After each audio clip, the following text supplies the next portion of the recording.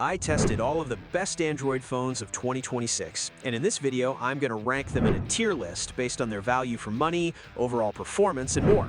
Links to all of the products will be in the description below. Motorola Razr Ultra 2025. This thing is easily the most powerful flip phone I've ever held, especially with that Snapdragon 8 Elite and a massive 16 gigabytes of RAM that just flies. I'm obsessed with the huge 4-inch cover display that lets me run full apps without even opening the phone. Plus, the 165Hz refresh rate makes everything look buttery smooth. The price is definitely a sting to the wallet, and the AI features can be a bit hit or miss. But for anyone who wants a stylish foldable that doesn't compromise on raw performance, this is a winner. I'm putting this in the good tier. Samsung Galaxy A56. I really appreciate how Samsung brought that premium flagship feel down to a more affordable price point with a super sleek build and a gorgeous 6.7-inch AMOLED screen. It's a total champion for battery life, lasting through ages of video playback. But the Exynos 1580 chip still feels a bit underpowered when you're trying to push it with heavy gaming. It's the perfect, reliable pick for someone who just wants a solid phone with long-term software support without spending a fortune. For me, this lands in the average tier. Honestly, the value here is insane because you're getting that top-tier Snapdragon 8 Elite performance in a massive 6,000 mAh battery for way less than the big-name competitors. The 100-watt charging is a total lifesaver, getting me back to a full charge in under 40 minutes, though I do wish the camera system had a bit more wow factor to truly beat the Ultra models. It's the ultimate flagship killer for tech enthusiasts who prioritize speed and battery over everything else. I'm definitely ranking this in the great tier. Huawei Pura 70 Ultra. The camera setup on this device is absolutely mind-blowing, featuring a world-first dual-lens telephoto system and a 1-inch main sensor that takes the best photos I've ever seen on a mobile. It feels like a piece of high-end jewelry with that forward symbol design, and the 100-watt charging is just the icing on the cake. While the lack of native Google services is a huge headache for some, the sheer hardware innovation here is just too good to ignore for photography purists. This is an easy pick for the God tier. Samsung Galaxy S25 Ultra. This is basically the peak of the Android world right now, featuring a 6.9-inch display that has the thinnest bezels I've ever seen and an anti-reflective coating that is literally the best on the market. The performance from the custom Snapdragon 8 Elite is jaw-dropping, and having the S Pen tucked away for whenever I need to jot down notes makes it the ultimate productivity beast. Even if the design hasn't changed drastically, it's so refined and powerful that it's hard to find a single real flaw. I'm absolutely placing this in the God tier. Google Pixel 10 Pro. This phone is an absolute masterclass in AI integration, featuring the new Tensor G5 chip that makes everything from camera coach to real-time Gemini interactions feel incredibly fluid. While the 3300 nit display is blindingly beautiful and the 42-megapixel selfie camera is a dream for creators, the 30-watt charging speed feels painfully slow for a flagship in 2026. If you prioritize a smart, helpful software experience and a camera that basically takes the photos for you, I'm putting this straight into God tier. Oppo Find X8 Pro. The quad camera system on this beast, developed with Hasselblad, is easily one of the best I've ever used, especially with that dedicated quick button that feels like a real shutter. It's got a ludicrously bright 4500 nit screen and charges like a rocket, though the design borrows a bit too much from the iPhone 16 Pro for my taste.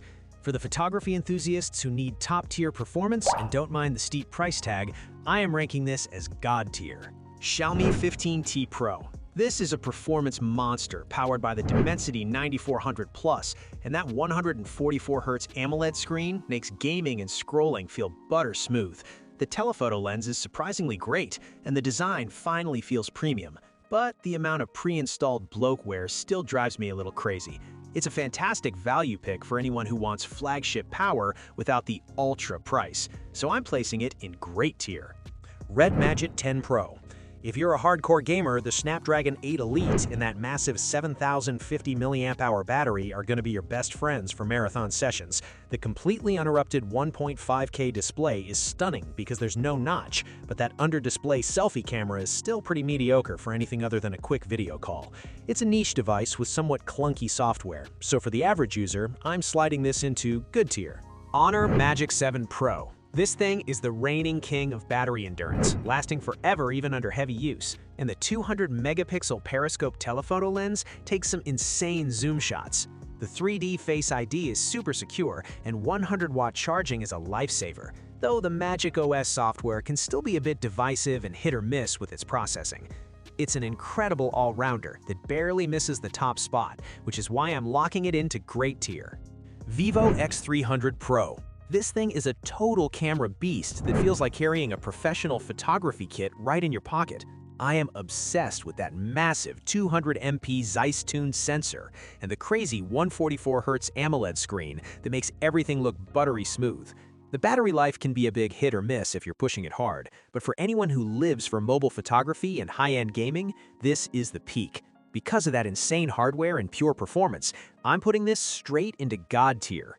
Honor 400. It's a solid enough mid-ranger with a pretty wild 200-megapixel main camera and a super bright 5000 nit display that's easy to see even in direct sunlight. However, the plastic frame feels a bit cheap compared to the big boys, and the Snapdragon 7 Gen 3 chip definitely struggles if you try to do any serious heavy lifting. It's a decent choice for someone who just wants a nice screen and good daylight photos without spending a fortune.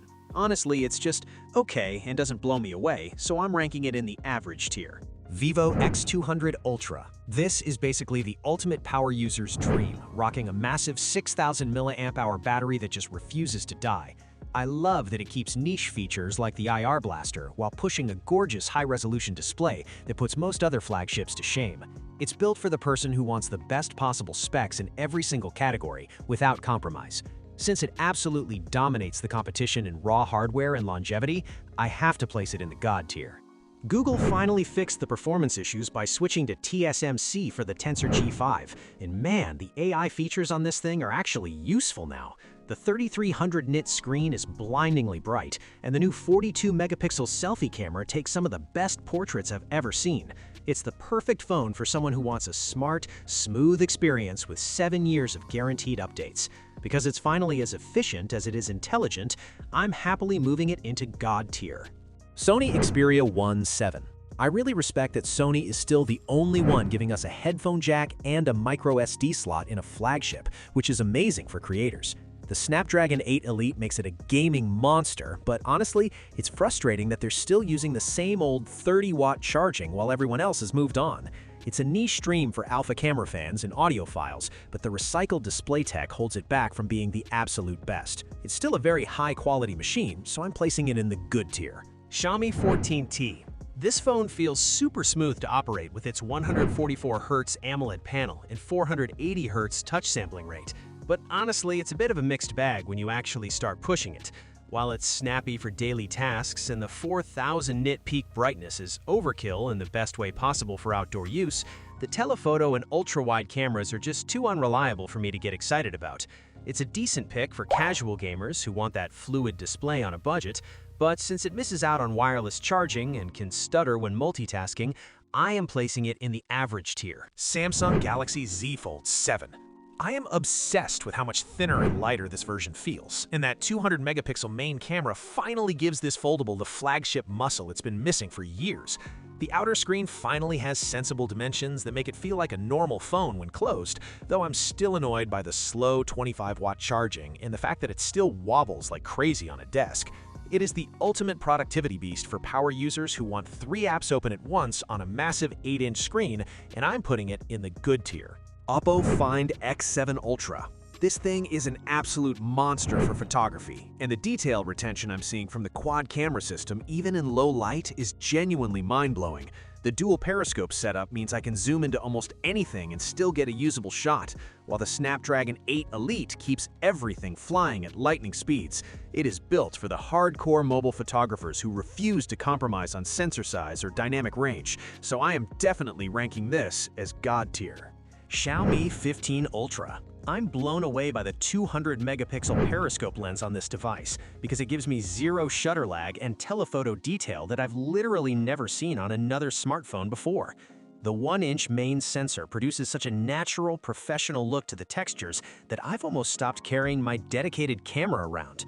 If you are a spec sheet junkie who needs the absolute pinnacle of imaging technology and a massive 5410 mAh battery, I am making this God tier.